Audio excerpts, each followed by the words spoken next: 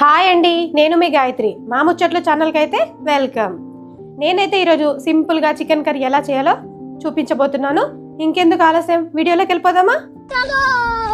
Rome Rome భాయ్యో, system పార్ దేంగే. ఇక మొదలెడదామా? ముందైతే మనం స్టవ్ వెలిగించుకోవాలి. కడాయి కాస్త వేడయ్యాక 4 టేబుల్ స్పూన్ల నూనెని వేసుకోవాలి.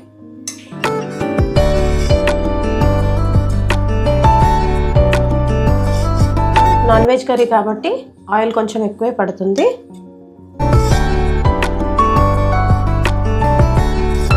నూనె వేడయ్యే వరకు స్టవ్ని హై ఫ్లేమ్లో ఉంచుకోవాలి. నూనె వేడైన తర్వాత లో ఫ్లేమ్లోకి మార్చుకుందాం. నూనె వేడైందండి. ఇందులో 4 పచ్చిమిరపకాయల్ని చీల్చి ముక్కలుగా చేసుకొని వేసుకుంటున్నాను.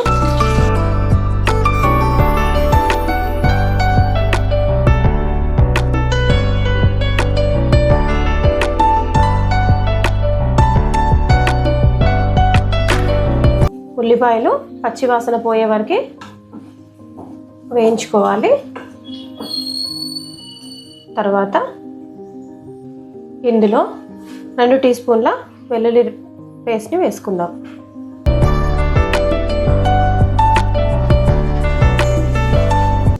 ఇప్పుడు కొంచెం హై ఫ్లేమ్లోకి మార్చుకోవాలి.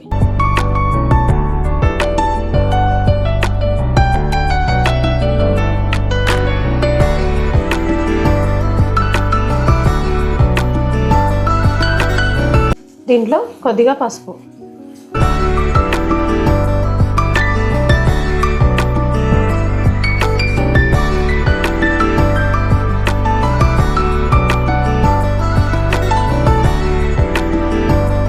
స్టవ్ని ఫుల్ హై ఫ్లేమ్లో పెట్టుకోకుండా మీడియం హై ఫ్లేమ్లోనే పెట్టుకొని ఉల్లిపాయని ఉడికించుకోవాలి.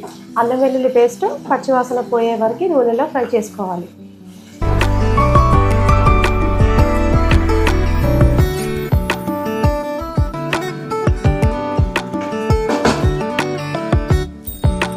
తర్వాత 1 టీ స్పూన్ జీరా పౌడర్, 1 టీ స్పూన్ ధనియా పౌడర్ వేసుకొని కలుపుకోవాలి.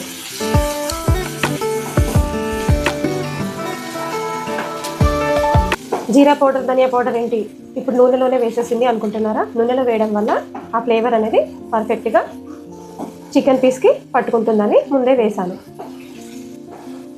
ఒక్కసారి ఈ స్టైల్లో వండి చూడండి, మీరే చెప్తారు. ఉల్లిపాయలు అయితే బాగా వేగిపోయాయి కదా. ఇప్పుడు ఇందులో నేనైతే కేజీ చికెన్ని తీసుకుంటున్నాను.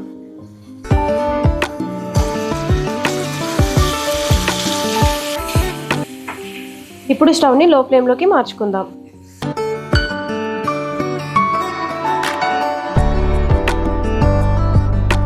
ఈ మసాలా అంతా చికెన్ పీస్కి పట్టేలా మెల్లిగా కలుపుకోవాలి.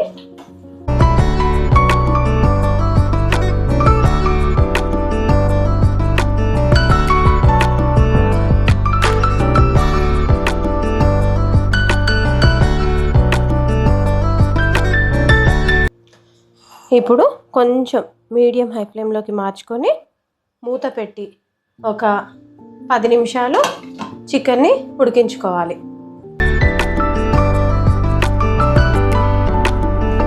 10 నిమిషాల తర్వాత మూత తీసి చూసుకుందాం.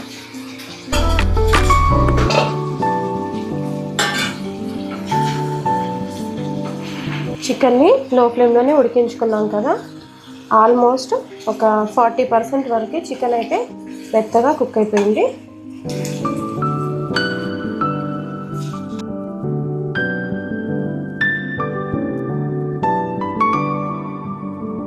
ఇప్పుడు ఇందులో 4 టీ స్పూన్ల కారాన్ని వేసుకుంటున్నాను. కిలో చికెన్కి సరిపడా కారాన్ని వేసుకుంటున్నాను. కర్రీకి సరిపడా ఉప్పు. మీరు కారం ఎక్కువ తినాలనుకునే వాళ్ళు ఎక్కువ కూడా వేసుకోవచ్చు. నాకు ఇది సరిపోతుంది కాబట్టి 4 టీ స్పూన్ల కారం అయితే వేసుకున్నాను.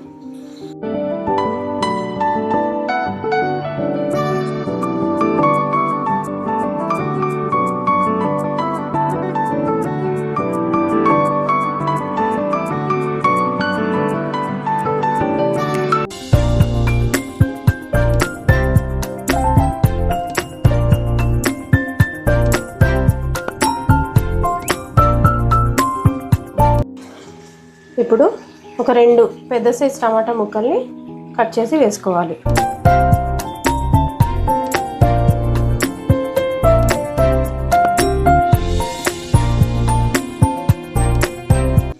మూత పెట్టి ఒక 15 నిమిషాల పాటు లో ఫ్లేమ్లోనే చికెన్ని ఉడికించుకుందాం.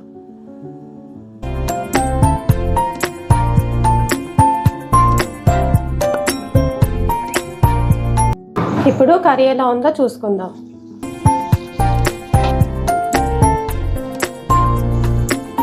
టమాటా అయితే మెత్తగా ఉడికిపోయింది.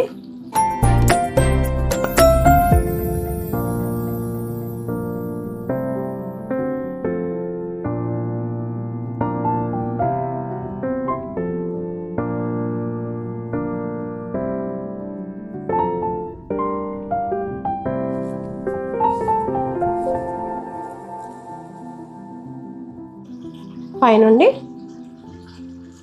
కొంచెం కొత్తిమీర.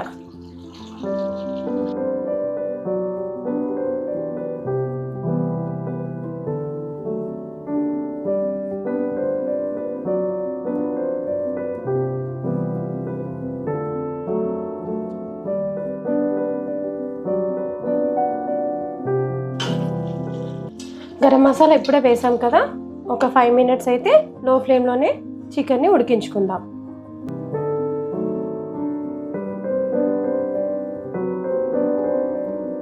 అబ్బా, గుమగుమలాడుతూ వాసన అయితే వచ్చేస్తుంది. కర్రీ ఎలా ఉందో ఒకసారి చూసేసుకుందామా?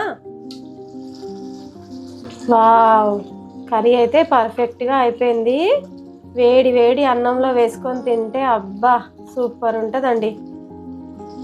సింపుల్గా ఈజీగా చికెన్ కర్రీ ఎలా చేసుకోవాలో చూపించేశాను. మీరు ఒకసారి తప్పకుండా ట్రై చేయండి. ట్రై చేసి ఎలా ఉందో కామెంట్ చేయండి.